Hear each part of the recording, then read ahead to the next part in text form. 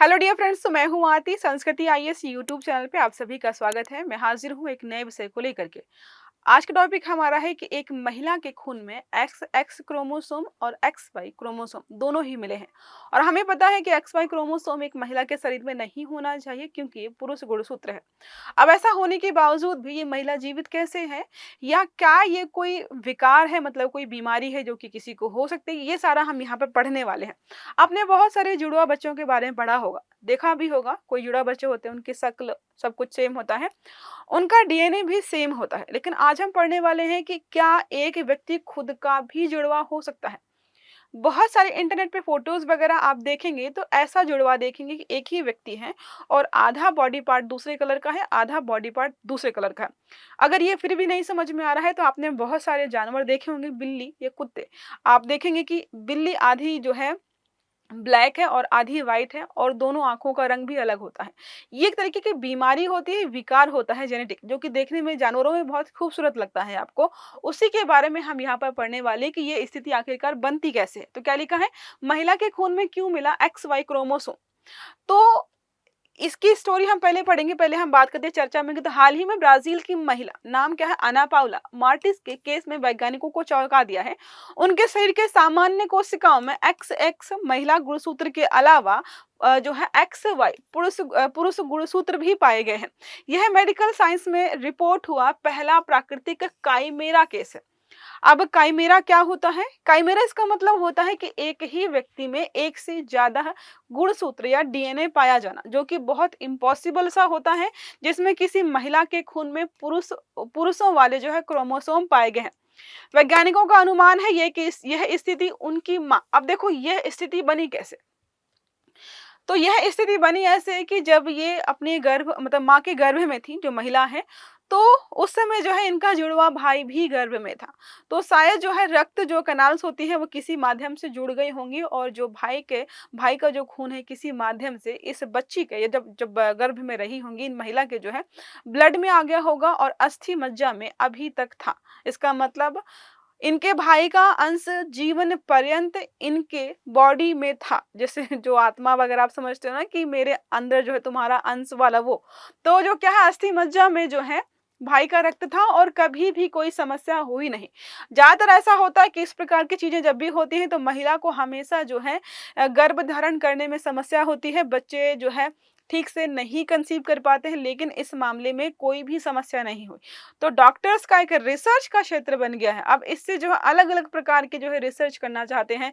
जो है अगर हम बात करते हैं ऑर्गन ट्रांसप्लांट भी बेहतर तरीके से समझा पाएंगे, क्योंकि दूसरे का बॉडी पार्ट यहाँ पर इनके शरीर में अच्छे तरीके से काम कर रहा था, कोई समस्या कभी हुई ही नहीं। तो ये सारा हम समझेंगे। पहले बात कर लेते हैं संस्कृति आईएएस के टीचर्स डे ऑफर के बारे में, जो कि लगभग खत्म हो चुका है लेकिन चल रहा है अभी भी।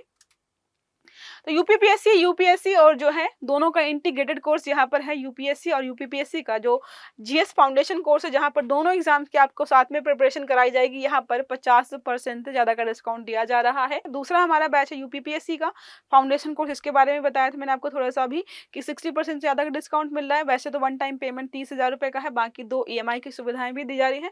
लास्ट हमारा यूपीपीएससी टारगेट प्रीलिम्स बैच है, जो कि अक्टूबर में आपका एग्जाम होने वाला है।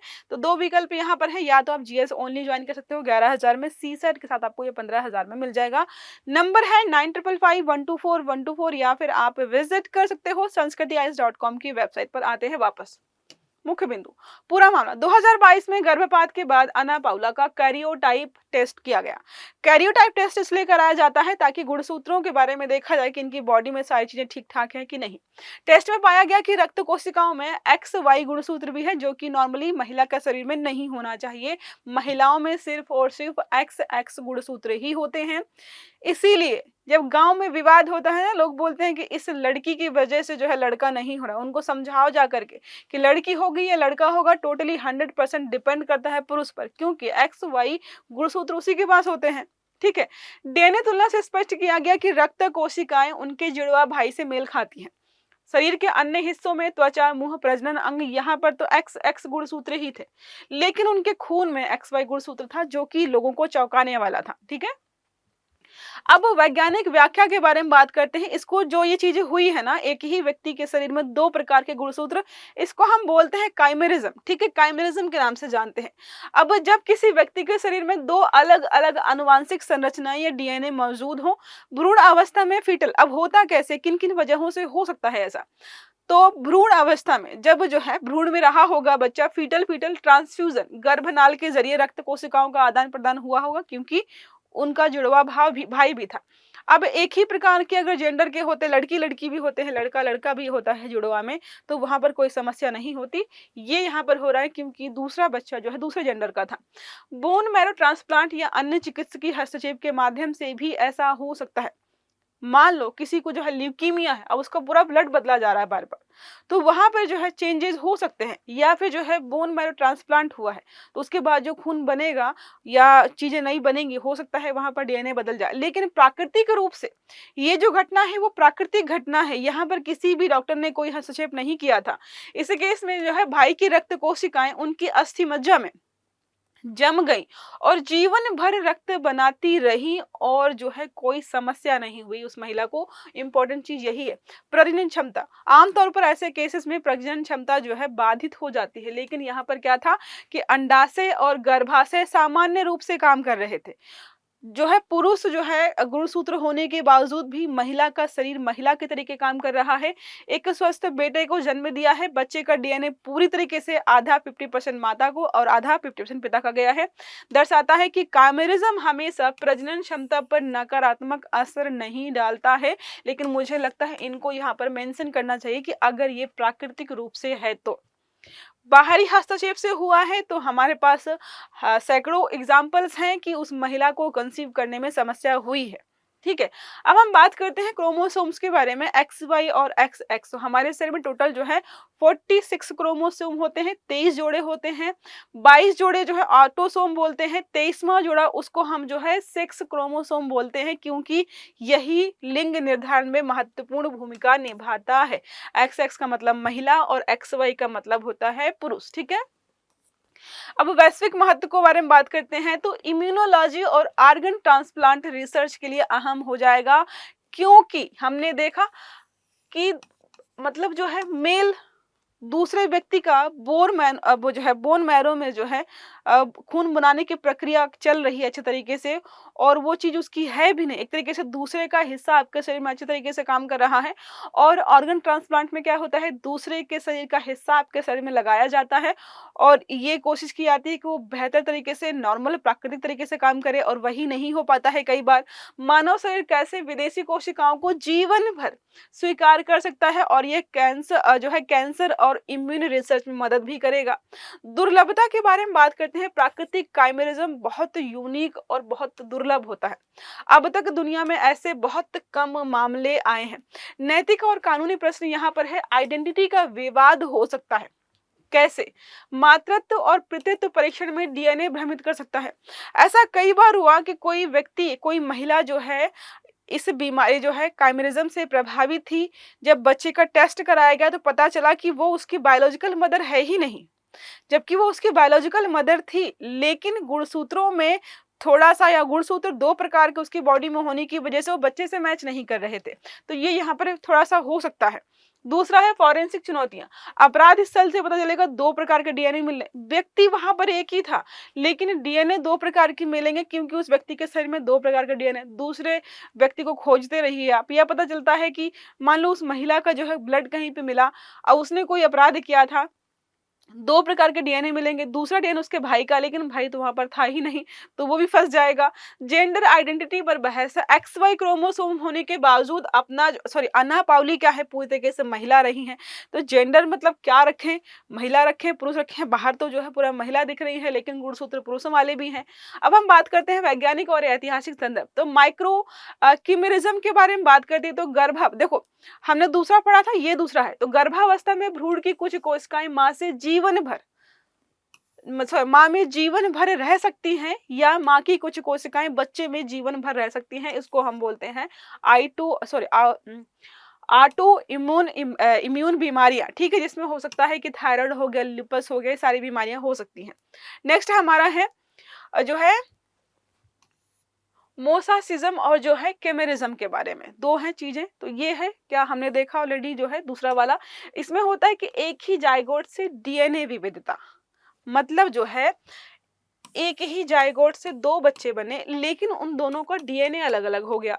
अब यहाँ पर क्या था, अलग अलग भ्रूण कोशिकाओं का मिल जाना। और यहाँ पर हमने देखा दो अलग अलग भ्रूण थे, इन दोनों की कोशिकाएं मिल गई और जो बच्चा बना इसमें दोनों ही कोशिकाएं हैं। तो दोनों में समझ में आ गया कि डिफरेंस क्या है। ये देखो यहाँ पर लगा हुआ है, कुछ चीजें इस प्रकार की हो जाती हैं। ओके।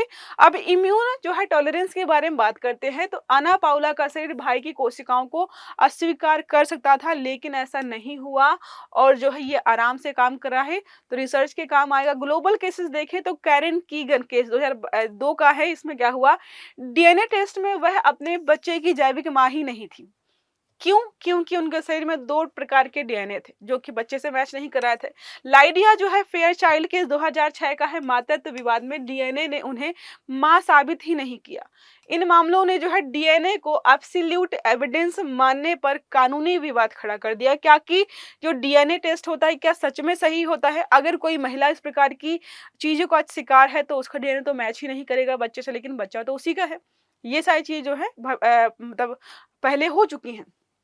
अब हम बात करते हैं एग्जामिनेशन दृष्टिकोण से कि कहाँ कहाँ कौन से पेपर में जो है आपकी इस टॉपिक से प्रश्न पूछ सकता है। पहला जीएस पेपर, सेकंड से जेनेटिक्स हो गया, आपका रेयर डिजीजेस हो गया, बायोटेक्नोलॉजी, इम्यूनोलॉजी। दूसरा एथिक्स में पूछ सकता है प्रश्न जो है मानव पहचान और विज्ञान पर केस स्टडी के रूप में। ऐसे में जो है मानव जीनोम पहचान और नैतिक और विज्ञान की नई दिशा। प्रीलिम्स जो है एमसीक्यूज में आपका जो है कैमरिज्म के नाम से पूछ सकता है। ये सारी जो चीजें हैं आपके एग्जाम में पूछ सकती हैं। कुछ दिलचस्प चीजें भी यहाँ पर हैं। पहले के जमाने में जो है, पहले के समय में जो है किमेरा शब्द एक ग्रीक मिथक के रूप में या जीव के रूप में जाना जाता था जिसके बॉडी पार्ट्स अलग अलग प्रकार के थे, जिसमें शेर भी है, बकरी भी है, सांप के हिस्से भी हैं। एक ही व्यक्ति में ये सारे जो है, एक ही जानवर में ये सारा दिखाया जाता था। जैसे बिल्लियों और गायों में प्राकृतिक रूप से किमेरा के जो है कैमरिज्म के जो केसेस हैं वो ज्यादा देखने को मिलते हैं। आपने देखा होगा ना कि कई बार जैसे कोई गाय वगैरह होती है उसमें जो है एक्स्ट्रा बॉडी पार्ट्स निकल आते हैं, जिसको जिसको जो लोग, कुछ लोग जो है धार्मिक चीजों से जोड़ करके गाँव में जो है टहलाते हैं और पैसे कलेक्ट करते हैं। तो कई बार माना जाता है कि कैमरिज्म के ही उदाहरण होते हैं। और बिल्ली का समझा ही दिया है मैंने आपको। बिल्लियों में बहुत देखने को मिलेगा आपको कि एक ही बिल्ली जो है लग रहा है कि दो है, बिल्कुल अलग अलग दिखते हैं, लेफ्ट और राइट। अब एक प्रश्न हमारा इसी संबंधित है, हाल ही में चर्चा में रहा, कैमरिज्म किसे कहते हैं? जब किसी व्यक्ति में एक ही जाइगोट से उत्पन्न डीएनए विविधता हो। दूसरा है जब किसी व्यक्ति के शरीर में दो अलग अलग आनुवंशिक संरचनाएं या डीएनए मौजूद हो। तीसरा है जब भ्रूण अवस्था में एक जुड़वा भ्रूण दूसरे भ्रूण में समा जाए। चौथा है जब एक्स और वाई दोनों प्रकार के सेक्स क्रोमोसोम मौजूद हो।